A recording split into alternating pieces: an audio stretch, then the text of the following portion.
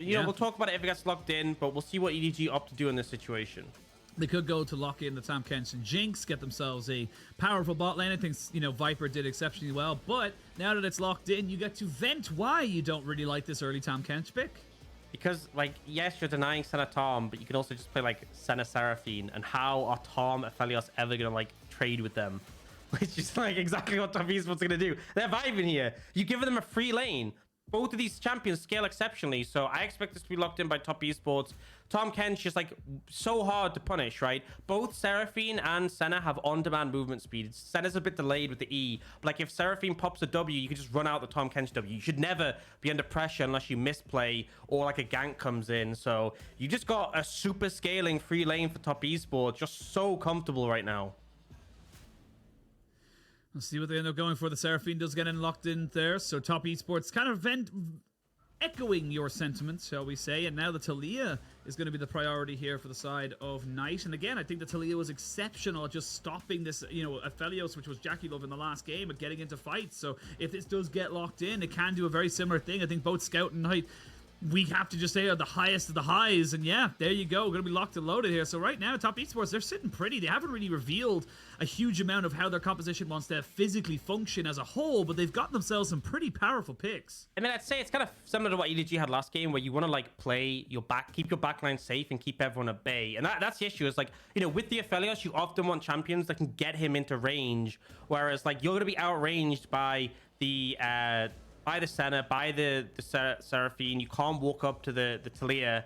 So as long as EDG pick like a solid front line to help play bodyguard, I feel like EDG are going to struggle. You know, they can either pick some range stuff themselves to try and counteract it, or they can just try and lean into dive. But with the comp already, they are really not on theme for that. So we see the bans starting to come through.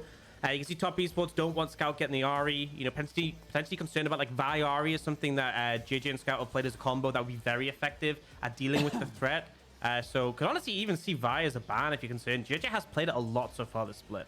Yeah, it has kind of become one of those big engage setups that EDG, RNG have really favored into themselves and kind of said, look, it's guaranteed engage. And honestly, I feel like the side of EDG could benefit from that right now. Like you mentioned, they're really lacking on that side. Yes, they've got the secondary kind of follow-up alongside with the Moonlight Vigil and, of course, the Cannon Barrage, which you really would love a hard-hitting mid laner. But not to be right now. And again, the Lissandra would have fit that bill very, very nicely. Not going to be given over to Scout. And we start to see the power of this mid lane coming into fruition here with the Azir, the Ahri, the Lissandra, and the Sylas all banned away. Yeah, and I feel like one of the things they're gonna lock the Poppy here, which again I think it's weird. There's no dashes on Top Esports so far. No one is dashing. I feel like a big value of the Poppy is like you pick it. I mean, that's why I found it weird in the first pick, but oh, this would be so good. Like we're talking about playing bodyguard, disrupting the enemy team. Trundle has fantastic choices for ult targets with the Tahm, Kench or the Poppy, so you can shred them, and the pillar can just make it impossible to approach. This is a really good pick if Top Esports lock it in. I really like what they've done here. And now they just kind of have to work out what top laner to pick into the GP so that Wayward has a comfortable lane and maybe can benefit from the fact that you're going to have all that AoE shielding and healing. Yeah, absolutely. I think the big thing now is that you're looking for a little bit of a carry, I would say, if I was being honest. But no, they're going to go back to the Aatrox. They're feeling confident in that matchup now that they know it's going up against Gangplank. And now, EDG, you've got to round out this composition. I would love to have a Zoe picked up here for Scout. It's one of his fantastic champions that he always has in the back pocket. Does it really fit into what he's able to do with his team comp? I'm not quite sure. Well, I think at least one thing is it's a different approach to, because I think if you, at this point, you're lacking engage, and it's something that has a long range, right? If Zoe can set up around an objective, you can fire out those Sleepy Trouble bubbles, you could potentially cause issue for the side of Top Esports. But personally, I think EDG have kind of dropped the ball with their draft. They don't have great engage tools. It's exceptional scaling bot lane for Top Esports. They have some champions in the mid jungle that can play bodyguard well. I feel like EDG need to punish Top Esports, need to find momentum, need to put them behind. Otherwise, this game is going to get tricky as it goes on. Is going to become a bit problematic because I struggle to see how they approach fights, right? Other than getting like a Sleepy Trouble bubble setup from Scout, I really just struggle to see how they're going to approach it. Like it's going to be hard for them if they take it to the later stages. Yeah, it does feel like you're going to end up having to push in a little bit more opportunistic moments there for the side of EDG to really catch Top Esports out. And for Top Esports, they kind of have the pick of whatever the hell they want. Great engage coming out from the Seraphine ultimate, of course. Great kind of segregation of the team fights with the Weaver's Wall. The great sustainability with the Senna. They've got great everything to kind of cover all the different bases they could possibly choose from. And for me right now, it does feel like it's going to be about how you're able to kind of work around these, these ultimates and these windows here for Top Esports, and if EDG can respond to them appropriately. That's the question. That is the big question. I also got to say, Mark, I don't think had the best performance last game. I think overall for Top Esports, he's been probably the biggest underperformer on the roster. If Seraphine missed positions and you die, that can just, everything crumble down. EDG was so patient, so effective at setting up how their comp wanted to function. They made it look easy. I think people might have looked at game one and thought, wow, Top Esports just weren't doing anything. They weren't allowed to do anything. And that's the thing I'm worried about for Top Esports. You know, as much as I favor the comp heavily, if someone missteps, if they don't set up properly, if they allow flanks to come in, that is where the windows can arise and they can start to punish, they can start to find advantages. We'll have to wait and see. We are jumping onto the Rift for Game 2. EDG 1-0 up. This is a massive series for both these squads. EDG looking to try and get themselves within one series of Top Esports, and Top Esports looking to join the likes of V5 and JDG on Cloud 9 with 9 wins in a row. We'll wait to see how it all ends up going out right now, as Tian going to be starting on the bot side of the map, so we get a full look at the world skin of Zoe. Yep, obviously picking your own skin. You know, there's a little bit of an aspect of that. You know, the fact that you have your own skin, it does sort of send a message. I feel like it's such a flex. I feel like in any matchup. Do you know what I love about it though? I love about like it specifically like Chinese teams. Like you always see like the Korean like players kind of saying, "Oh no, like look, I won't play my world skin until like I feel like I've deserved it, or I feel like I'm at a level again." And then the Chinese players are like, or like the Chinese teams, and it's like, "Lol, JK, I earned this. I'm a play it. I'm a use it in game." It's just like it's such a nice thing to have for them. It's kind of like the slightly different setup for themselves as we see Jiejie going for a very curious pathing right here now. He's going to start with the Raptors, move himself down towards this bot side, and this is something that the Poppy seems to have a little bit more flexibility with. Maybe another reason why we're seeing it so much more in the meta is that you can go for these bit more creative paths. Well, I think one thing is that, like, you know, some junglers can start Raptors quite comfortably. You know, we don't really see them in the meta at the moment, but Kane is a great example. Viego is an example. Poppy's an example. Champions who have like good AoE. Trundle could never start Raptors, man. I feel like that camp is just so cursed for Trundle. It's like the most unfun camp to do because you have no AoE. You have to like individually auto the little chickens. So I think that is the extra element of flexibility, is having that AoE. But still, Poppy has decent single target as well. Like, she's not a super fast clear or anything, but there's no camps that are like massively difficult for her, whereas some champions, there's some camps that like as soon as you can, you just offload it to your mid lane and like you can take this one, or your AD carry or whatever. Yeah, it's just, it depends on which ones you're able to kind of work with, as we do see now both junglers going to be on opposite side. Actually, never mind. We're going to see Jiejie kind of working his way back up the rift and making himself known towards this top side. And I quite like this actually from the side of Jiejie on EDG, kind of covering his mid and top, but not quite able to cover his top just yet. So we will see the Trundle making his way here. Viper gets hit by the root and should just be able to keep himself alive. Meiko, though, a lot of damage there. Hasn't taken the grey health just yet, so he is starting to feel it now. Flandre, yeah, you stepped too far forward. You're dead. There's nothing you can do here. He's going to try and flash away, but there's still a pillar, buddy. Yep. You're caught between a pillar and a hard place. Shouldn't have flashed. I think as soon as that happens, you know you're dead, because if you flash the chains, like flashing before the pillar against Trundle is just guaranteed you're doomed. So nice gang coming out from Tian. We also saw what's happening in the bot lane. Absolute harassment coming out. And I will say, you know, sometimes you see Senna Tahm and you think, oh yeah, the Tahm gets chunked out. It's not a big deal. He has Senna to heal him up. He has Doran shield. That's not the case right now. There's no Senna to heal Meiko up. He's got the support item. There's no Doran shield to keep him healthy. If he gets harassed down, he's stuck. He's just stuck in lane, and he's already out of potions. Like, look at the out of potions, getting harassed to the tower, a plate already gone. This is why I hate that Tahm Kench pick, Sheen. This is why I didn't rate it, but they're looking for something here. Yeah, they're trying to see if they can get onto Mark, but the sustain with the Senna makes it so hard to make any of this poke really stick right now from the side of EDG. So, as I said, it's going to be tough. It's going to struggle for the first few levels, if not continuously throughout, and it's going to be very difficult to really make anything happen in this bot side from EDG. Not going to have the same kind of freedom like they did in Game 1.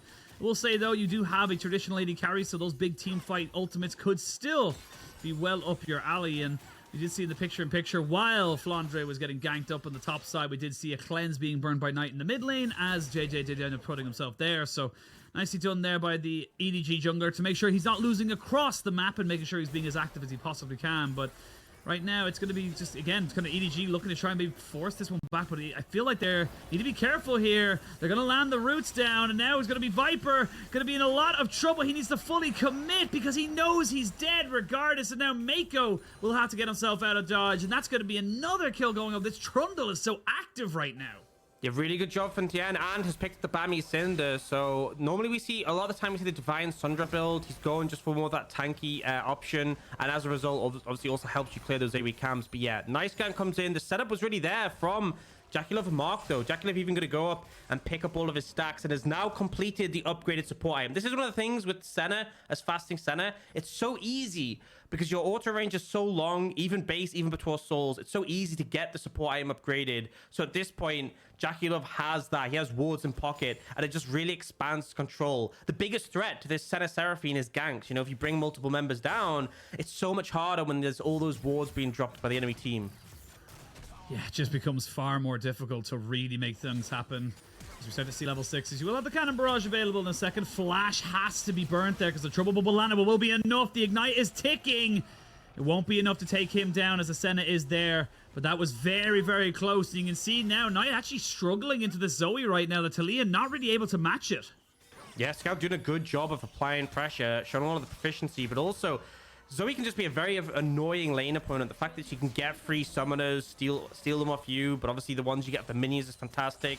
And it's hard, you know, you can get the extra movement speed when you use them, and you can really just reposition around the Unraveled Earth from Knight, around the seismic shoves, so you never really get threatened. Andre was maybe in a bit of a bad situation there, but just keeps himself safe. Actually went back and picked up a Cull, so he's a full cash clank outside of his runes and masteries at the moment, and with the cannon barrage means he should be able to kind of continue to keep this top lane safe, even with Wayward being able to get the push in here. So we're going to see it immediately put. Actually, no, Jiejie is going to be able to cover, so still won't lose out a huge amount. It still does not feel good as the Gangplank to be losing a wave, regardless of how you feel about where the gold is going, but surviving is more important. Now EDG, they need to try and make sure they're not losing out on this bot side trades too much, as Mark has to move up with JackeyLove. They try to just trade back the pink wards, excuse me. Yeah, so you can see top esports doing that job of setting up the vision. Talked before about having the wards available already. Allows Tian just to go for this early dragon. Not as early as some we've seen today. I feel like we've had a lot of like 5.5-minute dragons. But Tian happy to take it. Obviously, being on the Trundle, a big thing that people often don't think about is you get healed whenever like an enemy dies near you. When you smite the dragon, like it doesn't matter Tian's low, because as soon as he clears it, he gets like a massive heal that comes in. Might still be a threat though. Oh, gonna be a little bit of threat there. Tian has to flash away. He does have his subjugate. They're gonna steal the flash though, and you thought it was yours, but now it is mine. Scout showing why he has a skin on this Zoe pick. Now, I said a massive heal wasn't quite enough for you just to avoid that situation. Didn't spot Jiejie, and a nice coordinated play to punish the overstep there. I do want to see how they translate this into bot, though. We can see Jiejie wrapping round, because right now, bot lane is just a mess. Like, nearly 2 plates taken, constant harassment coming out. And again, you know, I feel like it's not as much of an issue if you're getting harassed this hard, if the enemy bot lane is going to fall off, but Seraphine Senna is just going to scale so exceptionally well that this just feels like such a pain point for the side of EDG. Yeah, I feel like bot lane was the kind of saving grace in the early to mid game for the side of EDG in the last game, and now it's very much a pain point, like you said. Looks like it's going to be towards that mid and top jungle to really set things up, as top esports, they still have about 1,000 gold lead. It's pretty much exclusively on that bot side. Actually, no, I will say that you do have a bit of a CS lead in the top lane as well. So, but either way, it is going to be a little bit harder now for EDG to get control around these dragons. They've already lost the first one. They can't really set themselves up around this bot side. You can see Flandre, he wants to try and move forward and get on top of this wave to reset it, but Wayward's just doing a great job of keeping him at arm's length. Yeah, keeping the wave frozen, 9 so many minions. And, you know, the kill, the gank from Tian definitely didn't help. This is not a fun matchup for the Gangplank. The fact that, you know, Wayward can just dash onto you, connects the change. You're in a pretty rough spot as the Gangplank. So Flandre just really trying to survive, but being put in a difficult position now. Herald has been started, and EDG, their mid jungle looking to respond. We might end up getting a 3v3 here. 3v3. You do have push, though, in favor of Mark TP'd in. Flandre. He's coming as well. Mark TP'd in to try and make this one work for them. The flick back, though, does come in onto Scout. Scout's in a lot of trouble here. Needs to be very careful. Ooh, doesn't quite get it, but does land the flash encore. And Mark picks up a kill onto Scout. They get the Rift Herald as well. EDG, you're just not quick enough on the pace. They didn't expect Mark to be there. Yeah, I actually would have loved if they'd just thrown the Herald straight mid. They had 3 members. They probably could have got like 3 whole plates off the back of that. But instead, they opt not to. They'll take the advantage. But still, great CP for Mark. Great read on the play to come up. And we'll see the replay off that. So obviously, Scout and Jiejie, they feel confident in the mid-jungle 2v2. They are pretty strong between themselves. But we end up seeing Scout caught out here. The Pillar as well doing a great job. And the Mark, he doesn't connect with the E. But the R flash, you can actually start the R cast and then flash to redirect it. Catches Scout out just on the edge and is able to secure the kill. So solid play. They get the Herald. And look at the goal lead already. 2,400 between these two teams. And that's before the Herald has even been used. Yeah, that's the big thing right now. That play gives them so much. And this is the power of the Seraphine. The Seraphine has so much to offer with that big, massive ultimate. And getting that charm down is just absolutely enormous to be able to kind of set yourself up for success. And it's just the confidence from Mark on it, to be perfectly honest, to be able to say, no, I'm the carry here. I can flash in aggressively and get this kill. It's honestly great to see, considering how, honestly, straight up poorly his first game went. Yeah, and that's the thing is that, you know, Seraphine, a lot of people think of it as a support champion. Like, you know, you think of it initially comes out as like an enchanter, but she does so well with gold. A big reason why mostly when we've seen it's either been as the bot lane carry or with this fasting Senna, it's because getting items with the Seraphine makes such a massive difference. So nice to see them pick that up. Now you have top esports playing around the bot side of the map. This tower is already low, so a Herald there with a bit of a lean from Knight could just be enough to take it. The tie being they're just trying to do the homework, secure the vision in the river, get that down before they make any hasty plays.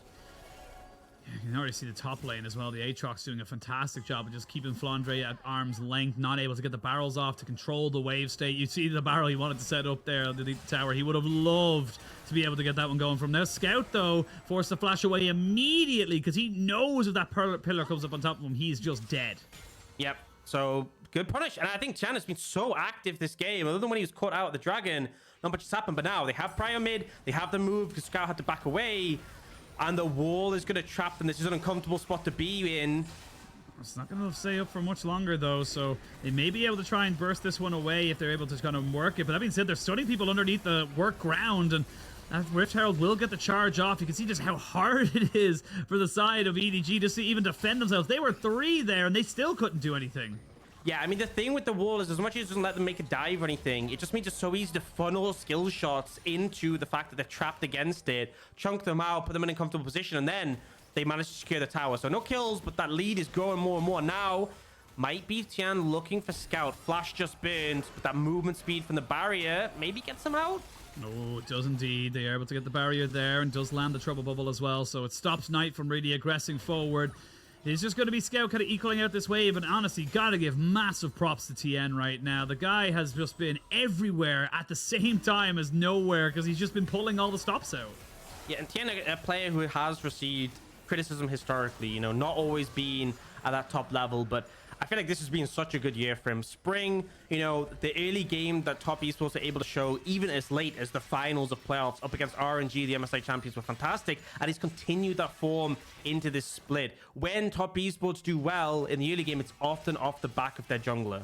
I mean, if you even look back to when he was on FBX, like this guy has been to 3 finals back to back to back, spring, summer in 2021 and spring in 2022. The man is consistent regardless of anything else. And like you said, yes, he has been the source of some criticism, but absolutely does he deserve all the accolades he has, because the man is a world champion. One of my favorite League of Legends casting call is literally just Kobe screaming, "Oh!" As we can see now, Scout might be in a little bit of trouble here. He's trying to walk away from this one here, but the Subjugate is doing just that as Scout does get taken down. 3rd time's the charm there for Tian as he continues to bash into this mid laner of EDG.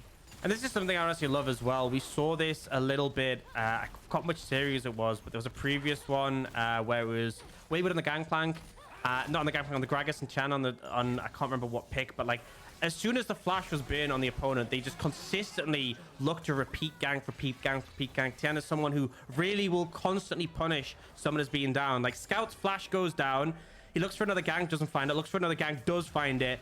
And I honestly wouldn't be surprised if he goes for another one after this. But bare minimum, he just knows that summoner being unavailable makes them a really liable target to be picked off. Yeah, I think that's the big thing. It's just Tian kind of constantly bashing his head against the wall and kind of saying, look, I'm going to get a result eventually. It will eventually break, and it does just that. And really showing us the power of the Trundle. Yes, the Trundle does fall off itself, but you don't really care about that as top esports right now, because the Trundle is just basically going to become a CC bot for the likes of Mark and JackeyLove and even Knight to get people in bad positions so that he can pop up his ice pillar and then just go, cool, now I've done my job and I just got to be a meat shield. He's done his early work to kind of take his retirement later on in the game. Yeah, it's a great example of a champion that, like, you pick it for the strong skirmishing, you know, the gang potential as well with the pillar early, but it transitions into a more utility-focused role. The fact that you can steal stats from Jiejie, just turn him into a squishy champion, the fact that the pillar can be such a good disruption tool, can stop the enemy team from advancing, all just fantastic uses of the champion. When he does eventually, you know, stop being a relevant damage threat. Now, Flandre is being threatened here. You could see massive effort coming out from top esports to get that tier 2 tower take on the bot side of the map after they got the pick on Scout. They're now leaning up towards this side of the map because there is that Rift Herald, that second one spawning again, and Tian has set his eyes on that. Bear in mind, every single neutral objective so far this game has been picked up by top esports, so really fantastic work from them just to ensure that they're on top of their game. And again, the early game coming out from top esports, the prowess of kind of putting themselves into a good position because of the, you know, they know how to play this. They know where they need to be. And look at Viper, he's trying to do as much as he can there, but one combination there from Mark and JackeyLove, he's already half health. Like, what are you supposed to do? And top esports are going to continue. They might not kill you, but they'll definitely be able to put the pressure on you. And what are you going to do about it, EDG? You don't really have an answer. Yeah, they don't have the engage. 70 souls already for JackeyLove at this point of the game, so show them part of the problem. And they are looking for something now. There's the Moonlight Vigil coming out, but yeah, you can't really kill anyone off. You don't have the burst. Viper now in a little bit of trouble as Knight's trying to see if he can catch somebody out. The Weaver's Wall is going to stop anyone from really helping him. Rift Herald goes down in mid, and yes, it was looking like Viper might have been able to burst someone out, but he's just not got the damage. And they don't have the engage, right? This is the problem with picking this Tahm Kench. It's just a frog. It can't get on top of these enemies who are playing at such a distance. Now, Scout might be caught out. Yeah, he flashes, but I don't know if that's going to do him much work. I will say, though, Jiejie just kind of posture around to make sure he's not doing anything. While that was happening, by the way, tier 2 bot lane went down in favor of Wayward, so he's still pushing on that side. You've got this tower down to about a third of its HP. Top esports is manhandling EDG. It's such a different setup now as Knight gets hit by the trouble bubble, but how can you follow up on that? Who's going to walk forward onto that? No one can. No one can comfortably, and top esports honestly showing a bit of a masterclass in this one. You know, with EDG, it was about slowing the game down, leaning into the fact that they knew how to play team fights, whereas with top esports, you give them an inch and they really take a mile. You can see here, JackeyLove overextending for the ward. You know, doesn't have the safety net for Tahm on their team, but there just isn't the follow-up. There isn't the damage, and instantly deleted in return. This is looking a little bit of a draft diff coming out now for the side of top esports. It's not even a hands diff as such. You're about up at 5,500 gold, maybe even nearly 6.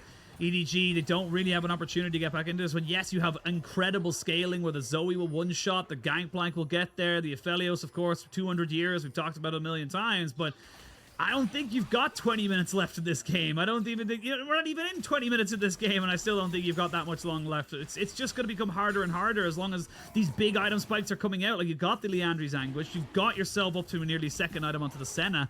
I just don't know how you kind of approach this. That was my question all along. Sheen, that was my question coming out of the draft. And I think it kind of takes a misplay from the side of top esports. You need someone to be out of position to go for picks. This is when it starts feeling desperate, but you start to look for those picks like here, potentially in a side lane. The Zoe has the potential to blow someone up quickly. Gangplank barrels as well. Connecting a big burst of damage on someone can be the solution. You know, if you're in a position like this, but you have those options, you just nuke someone. If someone missteps, that can be the option. It's not like a good option because you're kind of relying on top esports making a mistake, and you know, they kind of just did by letting the reset go through there. But it's still one of those things where that's the opportunity you have to look for. It is harder. It obviously is not a good position for the game to be in with a 5k deficit, 3 dragons to 0. But EDG, that is the only real hope left. Yeah, Top Esports saying, do you remember the 23rd night of September with a bit of earth, wind, and fire? As you can see, Wayward and Flandre trying to go head-to-head right now. This is going to be a straight-up 1v1 for the moment. You've got Jiejie coming in, but Wayward's winning this. Wayward is coming out of this very comfortable as he's got a red buff. One more smackdown. He flashes away. Now Jiejie is here as he tries to make this a little bit more awkward here for the Aatrox. He still has nicely done there with the steadfast presence, but he just hasn't got damage. You're a Poppy. How are you supposed to take down a near 2-item Aatrox? It's just not possible. Yep, you don't. And as well, the fact he's able to go Ninja Tabi and the cloth armor, it is a physical, you know, as much as Poppy doesn't do much, a lot of her base abilities are physical damage. And now Poppy might be in trouble. TP coming in, they're looking for more. Oh, they're going to try and pop the ultimate, but he misses there after the flick back, and now Knight's just kind of cruising for a bruise. While that was happening, JackeyLove gets a kill onto Meiko, but we're going to stick onto the bot side, because Flandre just walks away from the rest of EDG, and Jiejie gets himself away. They won't get a kill in this bot side, but there's a full fight happening here. They get the ultimate onto Scout, and Scout gets burnt down onto the Dawning Shadow. They killed Meiko without using any of their ultimates and kept them for the carries.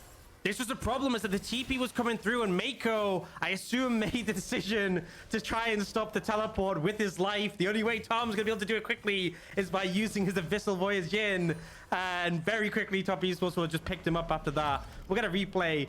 Yeah, I fully imagine this is what happened. Meiko just saying takes one for the team.